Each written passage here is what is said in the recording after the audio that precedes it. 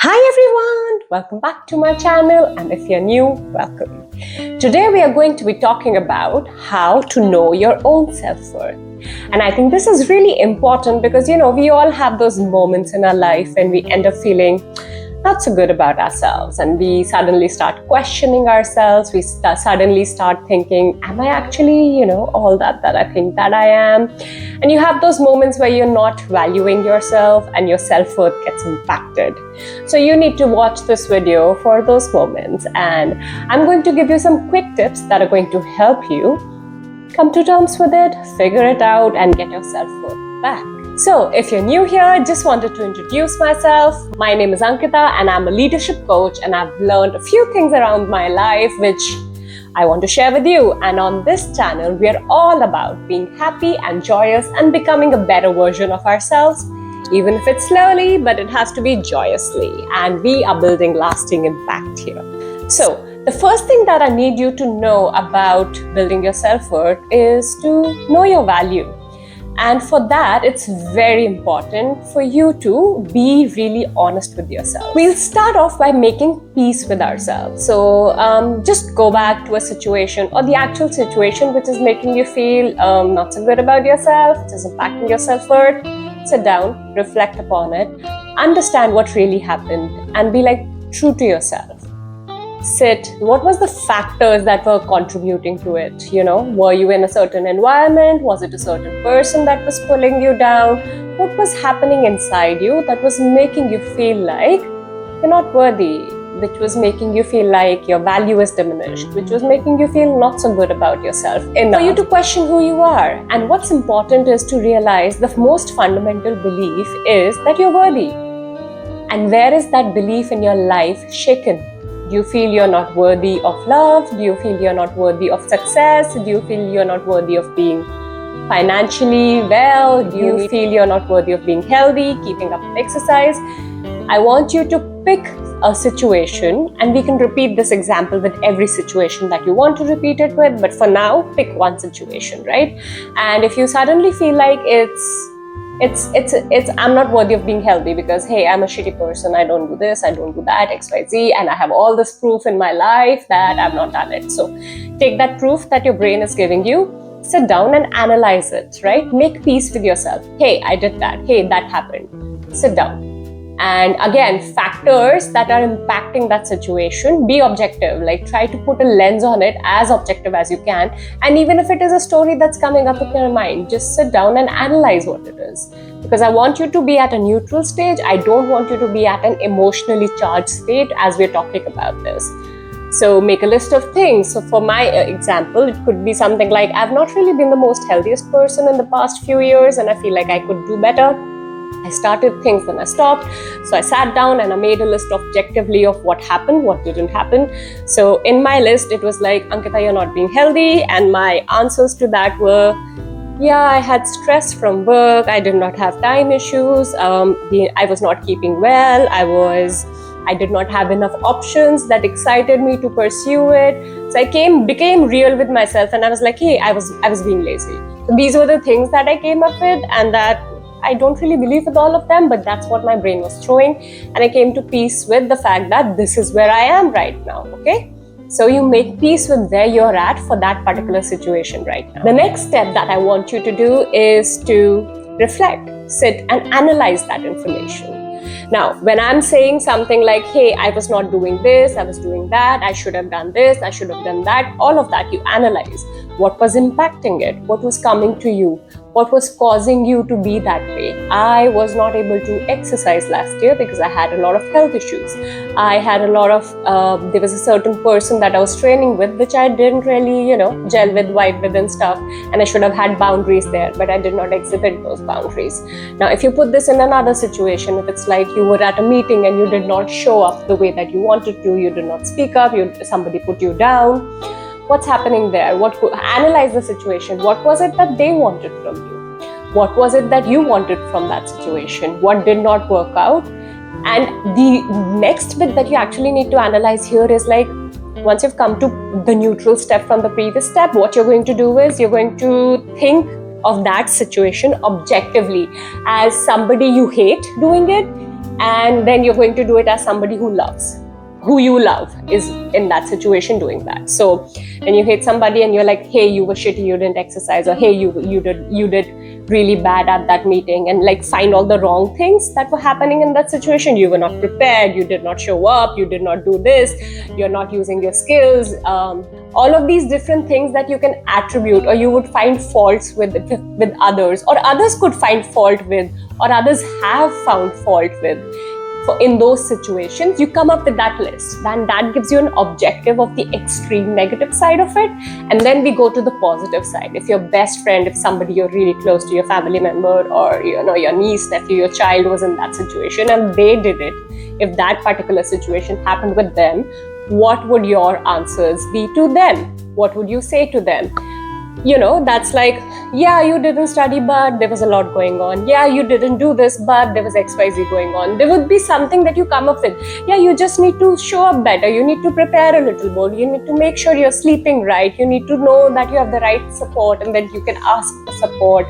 You're going to come up with the list from the devil's advocate side, and you're going to come up with the list for the angel's advocate side of it, okay? You're going to do both of them, and you're going to analyze that information. That's going to give you more information about the situation that is making you feel like you're not worthy. Because, hey, you are worthy. All we need to do is figure out what's keeping you from making you feel like you are worthy. So that's what we are going to do here, okay? So you came to a neutral state, you made peace with yourself about it, and now you're analyzing the information from both lenses, positive and negative. And I need you to not linger on either side, right? Don't be over positive and don't be over negative. Neutral, negative, neutral, positive, because all we need is information right now, and we're trying to be objective about the situation. Because if it is something that's impacting you, you can prove it, right? And which leads me to the next step, which is where we are going to reframe the whole situation, and we are going to use a visualization technique. Now that you've analyzed it deeply, you knew what went wrong and you knew what you could have done, because what went wrong was, the things that you're attributing to your positive side, and you're like blaming the rest of the world, and what you're holding the negative person in charge of, the person you hate, the list on that side is kind of, things that you could have done. It's like tangible actions that you would attribute to that person doing.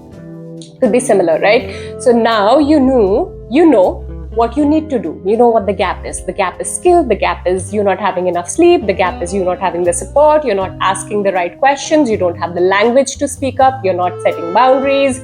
All of those different things in the different situations that could cut up. It could be anything else as well. But now what I need you to do is, you've had that experience that you're working on. You've analyzed it.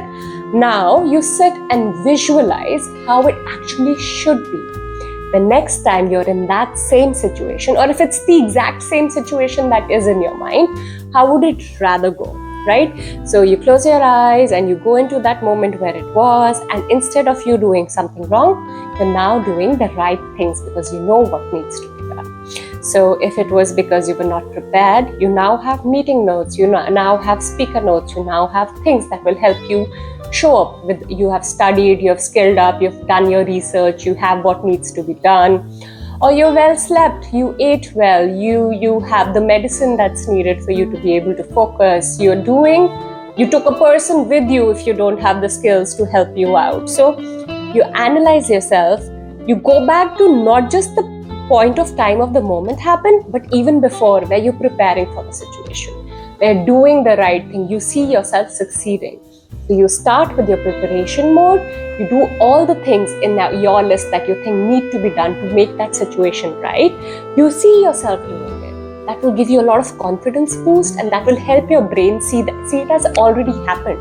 So you are not doing it for the first time, the next time you're in that situation, and you've already taken the charge out of that old situation, and you're ready to improve and become the best version of yourself. So what will you do? You will close your eyes, or you could write it down, whatever. You're going to reframe that situation as the positive outcome that you wanted in that situation. So for me, what I did for my health thing was I wrote down a list of things that I needed to make sure that I was actually able to do it.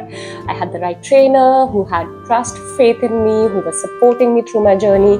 I was feeding myself the right foods that was giving me a lot of energy. I was sleeping well. I was being active outside, not just in my, my gym sessions or something like that. But I was building it all together to bring it to life so that I am somebody who's exercising and healthy, and I feel very strong in myself.